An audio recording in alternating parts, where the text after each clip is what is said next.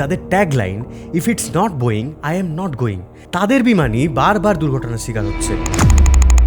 সত্যিটা জানলে তোমার ভয় লাগবে। একটা সময় সেফ এয়ার ট্রাভেলের আরেক নাম ছিল বোয়িং। 1916 সালে উইলিয়াম বোয়িং যখন কোম্পানিটি শুরু করেন, তখন সেটা ছিল সিয়াটেল লেকের পাশে একটি ছোট্ট ওয়ার্কশপ। তাদের প্রাইমারি মোটো ছিল safety first. B-17 flying fortress, B-29, 707, 747 jumbo jet, Boeing এর প্রত্যেকটা মডেলই ছিল এক একটা ইঞ্জিনিয়ারিং মাস্টারপিস। বোয়িং প্রথমে তো ছিল একটা ইঞ্জিনিয়ারিং কোম্পানি, কিন্তু সেটা পাল্টে গেল 1997 সালে, যখন ম্যাকডোনাল্ড ডগলাস কোম্পানির সাথে ওটা মার্জ হয়ে গেল। এই মার্জার বোয়িং কোম্পানির কালচারটাকেই পাল্টে দেয়। ইঞ্জিনিয়ারদের জায়গা নিতে শুরু করে ফাইন্যান্স আর মার্কেটিং এর লোকজন। বোয়িং এর টপ লেভেলের এক্সিকিউটিভরা আর প্রোডাকশন ফ্লোরে থাকতেন না। তারা এয়ার কন্ডিশন রুমে বসে বসে ভাবতেন যে কিভাবে ইনভেস্টরদের খুশি করা যায়, খরচ কমানো যায় এবং আরো বেশি বেশি টাকা রোজগার করা যায়। সেই পথ ধরে 787 ড্রিম লাইনার তৈরি করার সময় শুরু হয় বেপরোয়া আউটসোর্সিং, যার ফলে ভয়ানক কোয়ালিটি কম্প্রোমাইজ হয়। বোয়িং এর ফ্যাক্টরিতে যারা কাজ করেন তাদেরকে যখন আন্ডার কভার গিয়ে প্রশ্ন করা হয় যে তোমরা কি নিজেদের তৈরি ফ্লাইটে কোনোদিন চাপবে, তারা সরাসরি জানায় যে না।